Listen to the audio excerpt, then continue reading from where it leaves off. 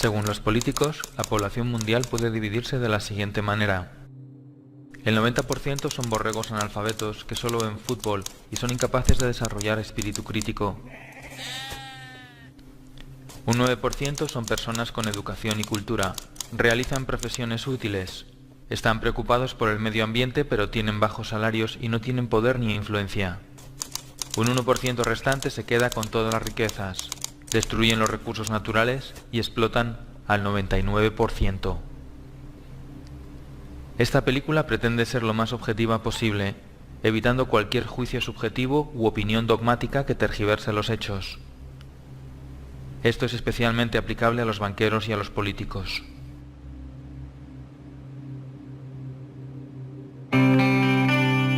Según el Bank for International Settlements, los bancos alemanes y franceses tienen expuestos en la economía española y la italiana unos 730.000 millones de euros. Según Santa Claus, el mayor problema de la economía española es el déficit público. Just one little thing reminds me of the day and the pain. I've changed my mind, never been steady-eyed again.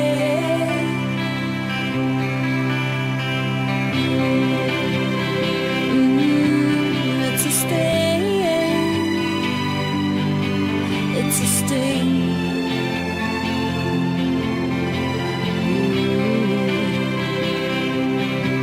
It's a stain, it's a stain, it's a stain.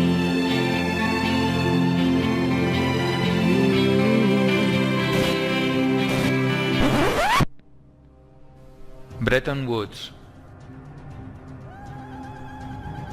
El 1 de julio de 1944, Estados Unidos convoca a 44 naciones que se reúnen en Bretton Woods.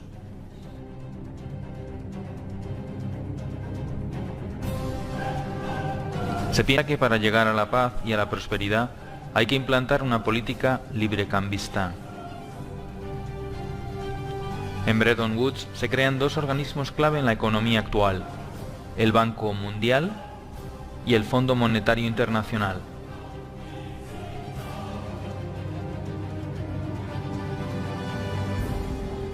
El Fondo Monetario Internacional tenía como misión conceder préstamos a países con problemas en la balanza de pagos.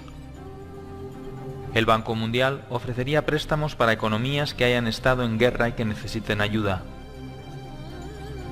Se estableció el valor de las monedas con respecto al dólar y no al oro.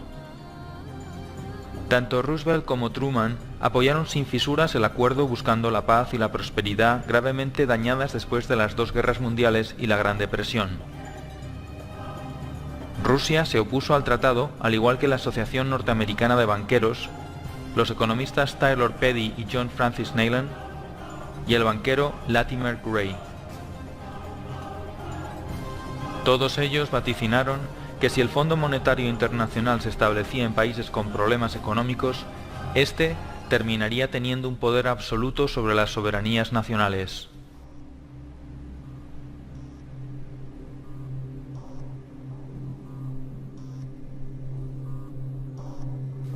Entonces, surge una pregunta.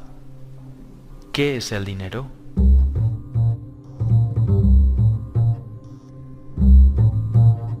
La mayoría de la población no sabe lo que es el dinero ni cómo funciona. De esa forma pueden ser engañados, manipulados y controlados fácilmente por los bancos y por los gobiernos. Antiguamente, el dinero era algo físico. Se utilizaba como forma de intercambio.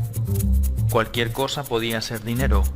Una pluma, sal, conchas marinas, semillas de cacao, arroz, ámbar, especias, cobre o también los metales preciosos. Con el tiempo aparecieron las primeras monedas y luego billetes cuyo valor se referenciaba con el oro o con la plata. Como el oro era muy engorroso de transportar, se empezó a guardar en bancos y estos emitieron pagarés que valían lo mismo que el valor depositado en oro. Pronto los banqueros se dieron cuenta de una cosa. Si un banco emite mucho más pagarés que el oro que tiene depositado, nadie se dará cuenta. y le hará mucho más rico. Este sistema se conoce como sistema de reserva fraccional. El banco solo tiene que tener una parte del dinero. Como hemos visto en Bretton Woods, hubo un cambio importante en el concepto de dinero. El valor del dinero ya no dependía de los depósitos de oro. Se podía crear dinero de la nada. Solamente el 5% del dinero del mundo existe en forma tangible como billetes y monedas. El resto del dinero son solo unos y ceros en un ordenador.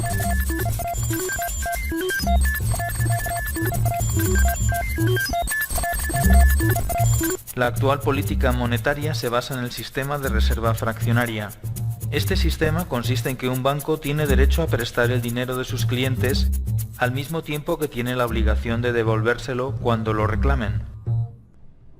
El dinero es creado todos los días por los bancos privados en una red compleja denominada de intermediación bancaria. Cada vez que alguien pide un préstamo, el banco emite un pagaré que de la nada se convierte en dinero. Aunque se crea el dinero de esta manera, el sistema está fuertemente regulado y se basa en la confianza. Para que esto sea posible, se establece un pequeño control llamado el requerimiento fraccional de reserva. El requerimiento fraccional de reserva es el límite que impone un gobierno para la creación de dinero mediante el coeficiente de caja. El coeficiente de caja indica el porcentaje de dinero que un banco debe mantener en reservas líquidas y se calcula mediante la siguiente fórmula. Según el reglamento 1745/2003 del Banco Central Europeo, el coeficiente de caja está en un 2%.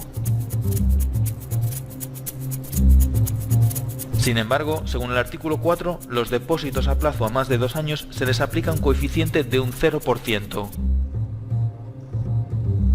Esto quiere decir que se puede crear dinero de la nada ilimitadamente sin generar depósitos de reserva. El único límite en el mercado interbancario será el definido por el efecto multiplicador del dinero, pero en la práctica no hay límite.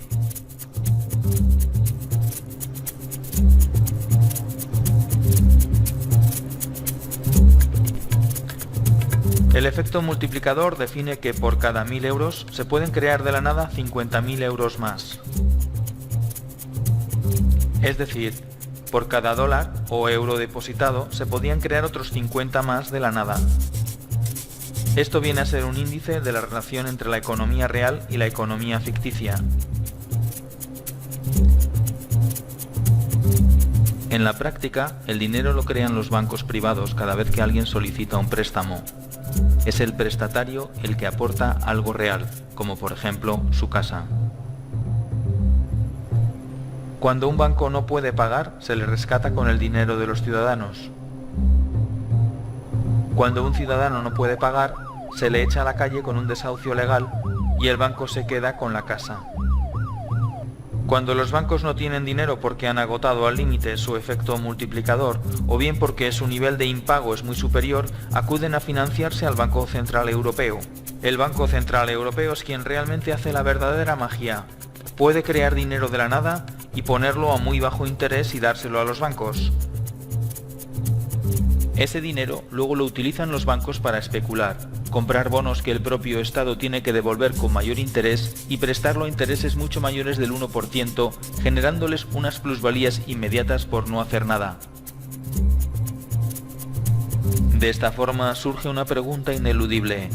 Si el dinero se crea de la nada solo en base a la deuda, ¿por qué los gobiernos no crean dinero y lo prestan directamente a las pymes y a las familias y así activar la economía? Sin embargo, estas operaciones solo benefician a los bancos y no a los ciudadanos. Surge así una nueva pregunta. ¿Por qué los políticos permiten que esto suceda?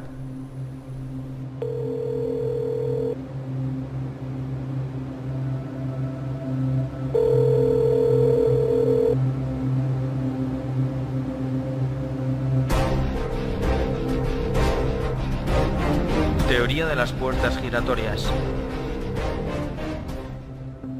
Los políticos gastan el dinero público en proyectos, endeudándose, pidiendo dinero a bancos que crean el dinero de la nada, pero que cobran intereses haciéndoles un favor.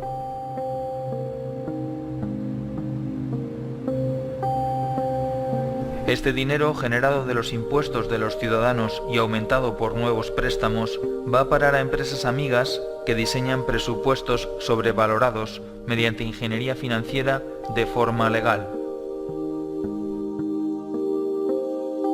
Una obra que cuesta 120 millones ahora cuesta 160 millones por arte de magia. Los proyectos suelen ser obras públicas de gran calado y se vende la idea de que este tipo de proyectos mejoran la economía del país y son buenos para la gente. Cuando esta operación se hace bien no pasa nada, pero cuando se hace mal se descubren tramas de corrupción y pueden ser juzgados por la ley. Para que el sistema funcione y queden impunes, hay que manipular las leyes o bien comprar también a los jueces. Una vez que el político se queda con la diferencia, el dinero se guarda en paraísos fiscales lejos de cualquier control.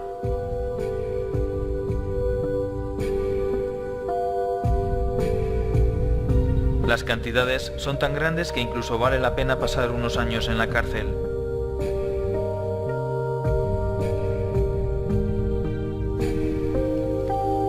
Para devolver el favor que los bancos hacen a los políticos, estos legislan haciendo que la banca siempre gane y organizando más tarde sustanciosos rescates con el beneplácito de las instituciones internacionales que están metidas en el ajo.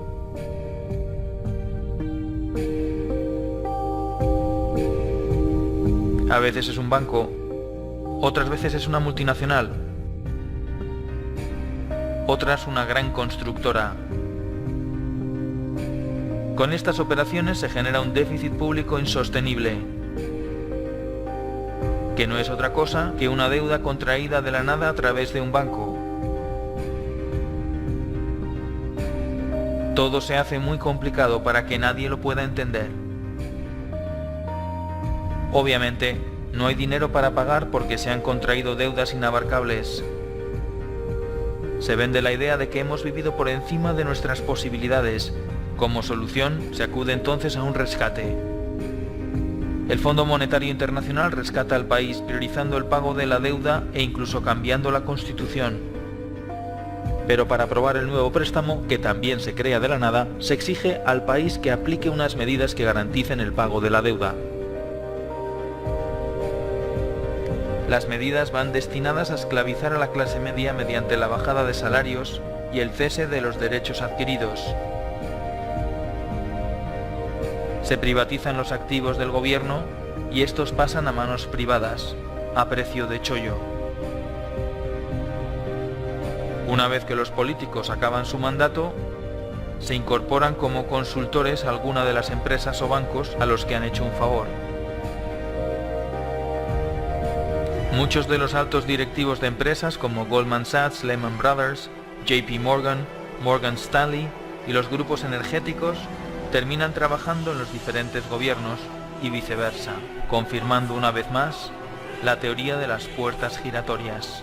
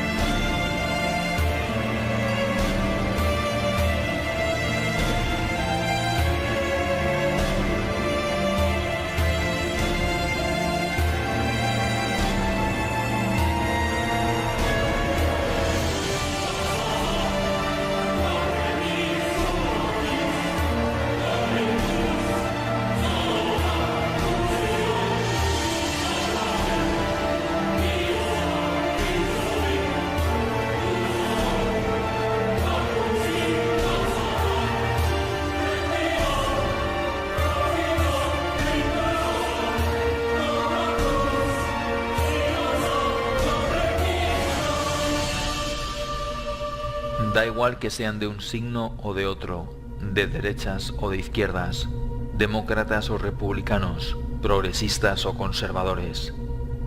La realidad económica nos señala que los políticos, en lugar de prestar sus servicios a la ciudadanía, al 99%, la prestan al 1%.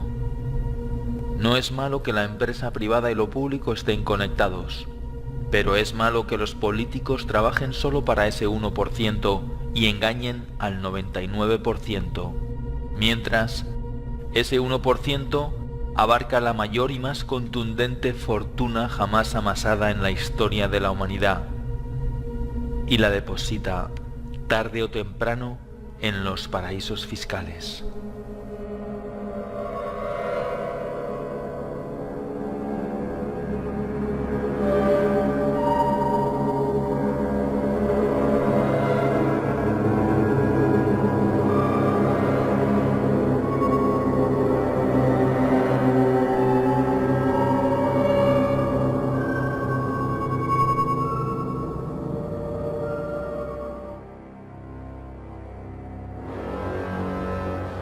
La gran mayoría de las empresas que cotizan en el IBEX 35 tienen presencia en los paraísos fiscales.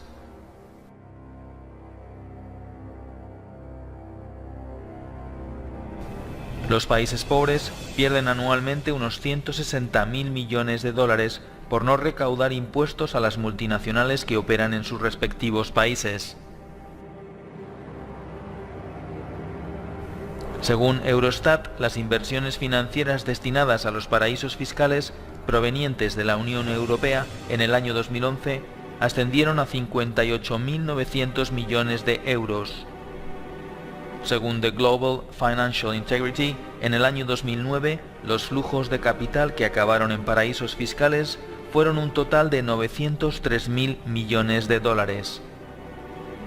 Si todo el dinero destinado a los paraísos fiscales pagara impuestos, se podrían lograr los objetivos del milenio.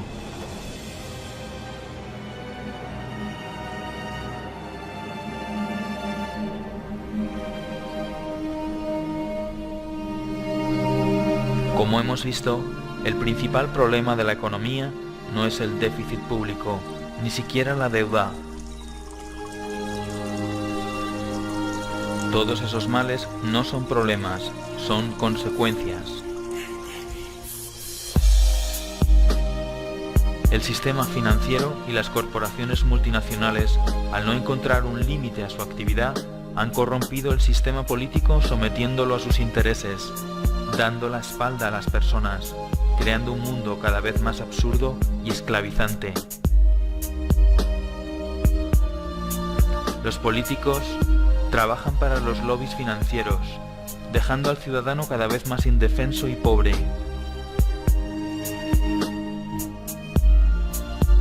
Dos tercios de los habitantes de nuestro planeta son pobres, y más de 1.000 millones de personas conviven con la malnutrición y el hambre. Y mientras, se inyectan miles de millones de euros a los bancos.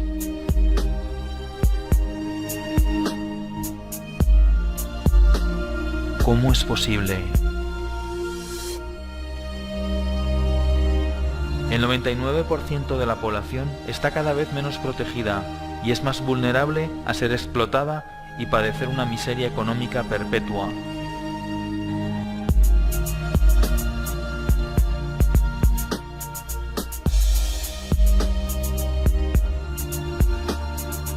No es una crisis, es la mayor estafa de la historia. Todo por culpa de unos pocos que manipulan la economía y las leyes a su antojo. Entonces, surge una nueva pregunta, tal vez la última. ¿Qué podemos hacer?